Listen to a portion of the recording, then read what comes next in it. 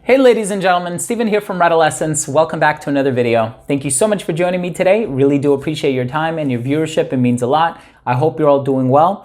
So in today's episode, I'm actually going to be giving you my first impression of a fragrance by the company Christian Dior. This is one of their most recent releases, part of their Maison Dior line, and this one is called Tobacolor. I'm excited to give you my thoughts on it, so make sure to stay tuned.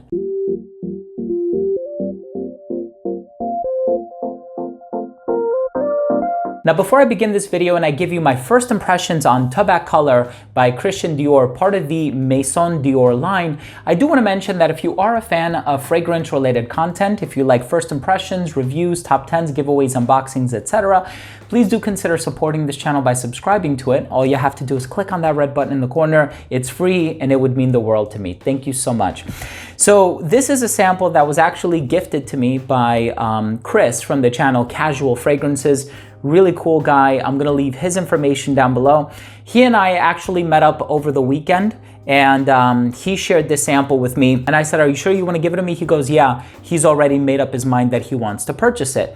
So truth be told, I actually smelled it very quickly in Perfumology, but that was after I tried like 25 or 30 different fragrances, so I couldn't really get a full grasp of what this fragrance was all about. But of course, I remember it having a lot of ambery, tobacco, gourmand, honey, vanilla nuances about it, maybe a little spicy as well, a little resinous. And so here I'm going to be giving you my first impression, kind of a true first impression, because again, I had smelled so many things at Perfumology and you have like 100 different scents lingering in the air. So it's really hard to understand a fragrance when you're smelling it solitarily like I'm about to right now. So here we go. Thanks again, Chris. Got a little bit of it on my fingers, no big deal. Oh, that's nice. That's nice. Oh, that's really nice. Cool. So a lot more honey than I remember. So this opens up very warm, very ambery. You have this really nice tobacco nuance about it. It's a little gourmand. Actually, it's very gourmand. When you think about the sweetness of it and a lot of the ingredients contained in here, of course, this was composed by Francois Demachy, who is now the in-house perfumer for Christian Dior. I'm getting a little bit of a powderiness. It's not overly powdery. So I'm getting a nice amount of it coming from the honey, presumably, because whenever I have smelled honey in other fragrances, like by Kilian's Back to Black, or now they're called Kilian Paris, Back to Black is very powdery. So I'm not getting something as powdery from this fragrance, but there's still a little bit of powder, just a smidge of powder in here.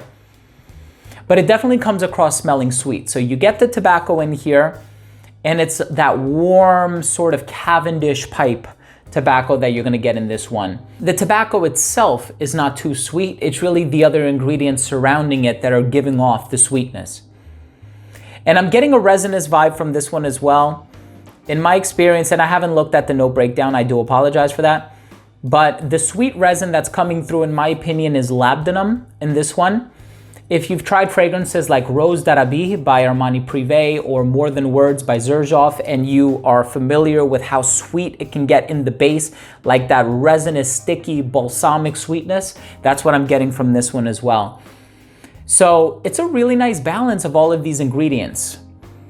Okay, I gotta be honest with you. From my initial impression, this one reminds me of 1821 man-made sweet tobacco spirits. Is that what the fragrance is called? It reminds me of that fragrance. I'm gonna leave a link to it down below.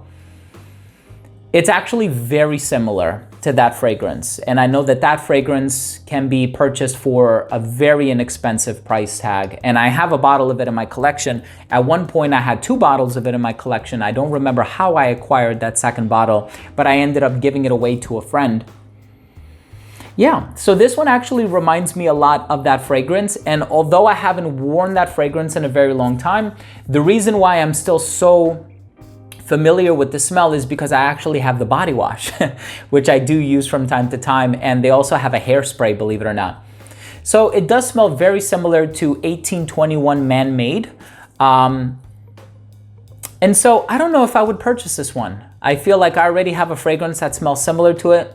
It's a great fragrance. I love the smell. I think if you're a fan of these types of fragrances, the dark, warm, ambery, sort of sophisticated, resinous, honey types of fragrances, you're gonna love this one, right? I'm just having a hard time deciding if I like this one more than Fève Délicieuse. I don't think I do. I certainly don't love it more than Bois d'Argent, which is a completely different genre, different classification altogether, but that's one of my babies, you know. I love that fragrance so much. It was the first Dior Privé fragrance that I purchased back then when it wasn't called Maison Dior, it was called La Collection Privée. But this one is really nice. So my first impressions on this are very favorable. I think it's a great fragrance. It's a DNA that I've smelled before, namely an 1821 Man-Made. If you're familiar with how that fragrance smells, which, you know, people compare that fragrance to Tobacco Vanille by Tom Ford, there's really no comparison. They're so different. But this one actually does smell quite similar to 1821. So if you have that fragrance, you're gonna have a pretty good idea of how this smells.